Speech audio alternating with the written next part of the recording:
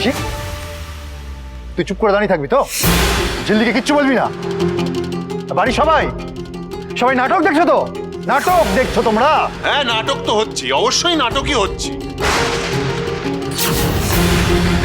বলা নেই কয় নেই, বিয়ে করে চলেন। ছোটকা, ঋষি যখন বিয়ে করে এনেছিল তখন কোথায় ছিলে? তখন তো কিচ্ছু বলনি, কোনো প্রতিবাদ করনি তখন। চুপ কর, লজ্জা করে না বড় বড় কথা বলতে? ঋষি ঝিল্লি মায়ের মতো একটা মেয়েকে বিয়ে করে নিয়ে এসছে, আর তুই? অসম্ভব, অসম্ভব। খেয়ালিকে আমার পুত্রবধূ বলে মানা আমার পক্ষে সম্ভব নয়। জেঠু, জেঠু তুমি ঠান্ডা, তুমি শান্ত হও। না না, এরপর শান্ত হওয়া যায় ঋষি? প্লিজ প্লিজ প্লিজ প্লিজ আমার কথা শোনো, শান্ত হও। রানা, কে কাকে বিয়ে করবে সেটা পার্সোনাল ম্যাটার, কিন্তু তুই যেটা করেছিস সেটা খুব খারাপ করেছিস। বাড়ির নামটা ডুবিয়ে দিয়েছিস। It's a disaster. And how dare she? তোর ওয়াইফের ওডাসিটি হয় কি করে যে রঞ্জার বাচ্চাদের ডার্টি বলে?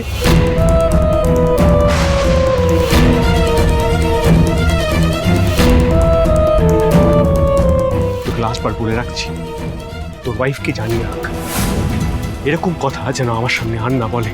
It's a warning.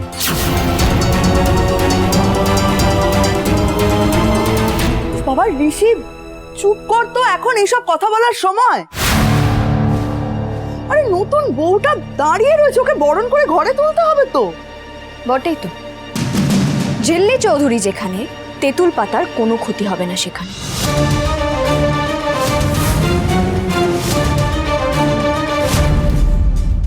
শুনে রাখো এবিস দ্য ব্যাপার্স, এবারের বড় বউ হিসেবে সম্মান দিয়ে আমি তোমাকে বরণ করতে বাধ্য, সম্মান দিতেও বাধ্য, কিন্তু এই তেঁতুল পাতার কোনো ক্ষতি করতে চাইলে সেটা কিন্তু এই ঝিল্লি চৌধুরী মেনে নেবে না। তেঁতুল পাতার বিরুদ্ধে কোনো কনস্পিরেসি এই ঝিল্লি চৌধুরী সহ্য করবে না।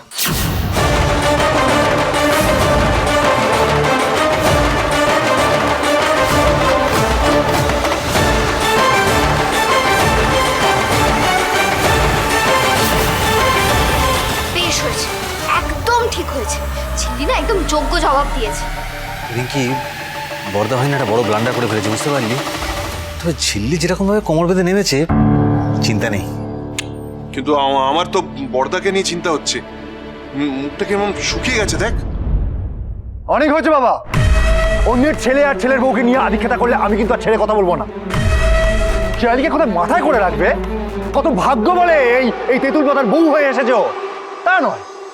ও কত ভালো মনে ঝিল্লিকে বললো বরণ করতে। ও কি করলো? এই নোংরা জলটা ওর মাথা ঢেলে দিল।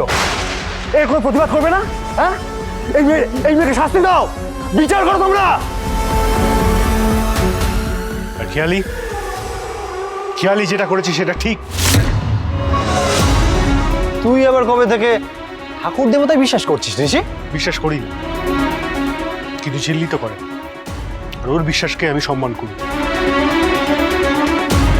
আমি দেখেছি সকাল থেকে কিভাবে এই নিয়মগুলো, কঠিন নিয়মগুলো পালন করে চলেছে নিষ্ঠা করে।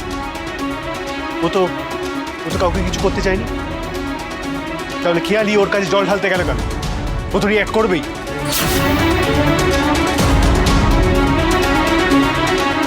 মিস্টার সিংহরা এত মাইনিউটলি কেন খেয়াল করছিলেন আমি কি করছি না করছি? কে আমি ওনার? ঋষি, তুই বোধহয় এত রাগারাগি করছিস, তোর কাছে না আঙুর ফলটা টক হয়ে গেছে, তাই না ঋষি? মানে যে কাজটা তুই করতে পারিসনি সেটা আমাদের রানা করে দেখিয়ে দিল। হ্যাঁ না সিভিল বেশি, এই আঙুর ফলে মিস্টার সিংহরার কোনো ইন্টারেস্ট নেই, এটুকু আমি গ্যারান্টি দিয়ে বলতে পারি।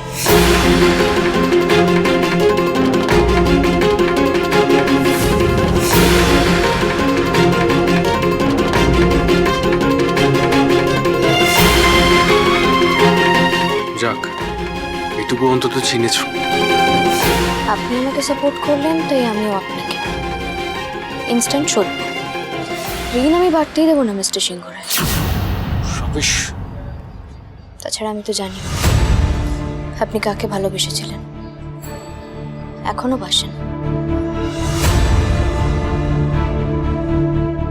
তুমি এসেছো, ফিরে এসেছো ঝোড়া।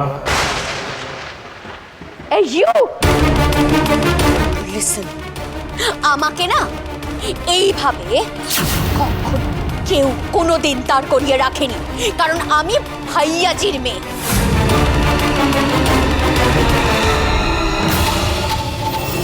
সেখানে তুমি ঝিল্লি, আমাকে তুমি তখন থেকে অপমান করেই যাচ্ছ আর এখানে বেচ করিয়ে রাখছো। আমি বলে দিচ্ছি, আমাকে যোগ্য সম্মান দিয়ে তাড়াতাড়ি বরণ করে বাড়িতে ঢোকার ব্যবস্থা করো। আমি কিন্তু অনেকক্ষণ থেকে ভিজে গায়ে দাঁড়িয়ে আছি। ঋষি, ঝিল্লিকে বল বেবিজিকে বরণ করতে। মা,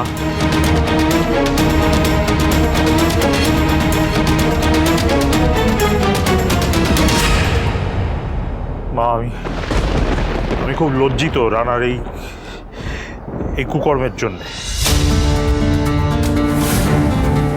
অবশ্য এটা নতুন কিছু নয়, অনেকবারই আমাদের মুখ পুড়িয়েছে। তবুও ওর এই কাজের জন্য আমি তোমার কাছে ক্ষমা চাইছি মা। এবার তুমি সিদ্ধান্ত নাও, তুমি যেটা বলবে সেটাই হবে। এত সিদ্ধান্তের কি আছে বলতো বড়দা? হ্যাঁ, ঋষিও তো এরকম হুট করেই একদিন ঝিল্লিকে বিয়ে করে তেঁতুল পাতার দরজায় এনে তুলেছিল। হ্যাঁ, তাহলে রানা যখন আজকে একই কাজ করেছে, তাহলে খেয়ালির বরণও হয়ে যাবে। এর মধ্যে তো এত সিদ্ধান্ত নেওয়ার কিছু নেই, না মা? মঞ্জু,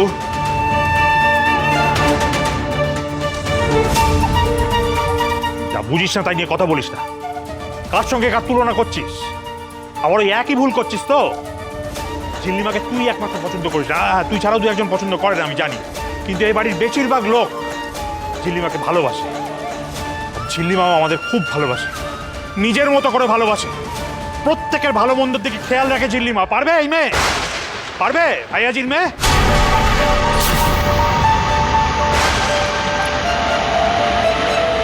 পারবে না, চেষ্টা করলেও পারবে না।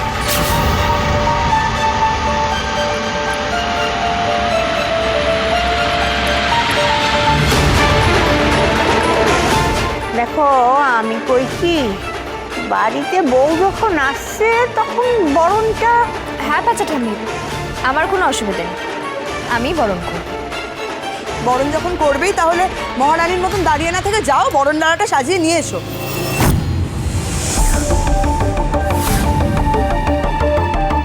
তুতুল, আয় তুতুল, শোন, তোর ওই পারফিউমের শিশিটা নিয়ে আয় তো, ওর গায়ে একটু স্প্রে করে দিতে হবে। যা, দাঁড়িয়ে আছে। আর রিঙ্কি, রিঙ্কি তুতুল এসব করতে চাইছে না, কেন ওদের দিয়ে জোর করে এসব করাচ্ছ? আরে ঋষি, কি বলছিস বলতো? বাড়িতে নতুন বউ এসছে, তার সুবিধে অসুবিধাগুলো দেখা তো আমাদের দায়িত্বের মধ্যে পড়ে। বলিস না। এই শোন, হাঁ করে দাঁড়িয়ে থাকিস না। রিঙ্কি, যা গিয়ে ওই দুধে আলতার থালাটা নিয়ে আয়। যা যা যা যা যা, দেরি করিস না। আর এই যে তোরা ফুল নিয়ে আয়, ওই যে আলতার থালা নিয়ে আসবে, তার চারপাশে গোল করে ফুল দিয়ে সাজাতে হবে। বড় মামি, ভালো করে ওয়েলকাম করো। এর শিক্ষাতেই তোমরা বড় হবে, সেটা হলে তোমাদের মঙ্গল। এই মেয়েটা, এই ঝিল্লির শিক্ষায় বড় হলে কিন্তু কোনো ভালো শিক্ষা পাবে না, বুঝেছ?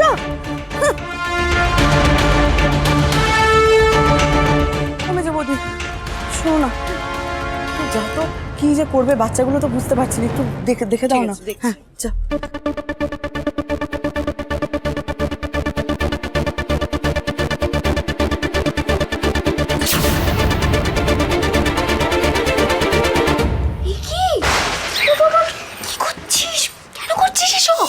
কেন করবো না? ঝিল্লিকে সমানে ইনসাল্ট করে যাচ্ছে, আমরা কেন বলবো না? ঝিল্লি যেমন আমাদের সাপোর্ট করে, আমরাও ঝিল্লিকে সাপোর্ট করবো। শোন, আমার কথা না, না আমি কিচ্ছু শুনবো না। আরে সুজনে সুজনে রয়েছে যেন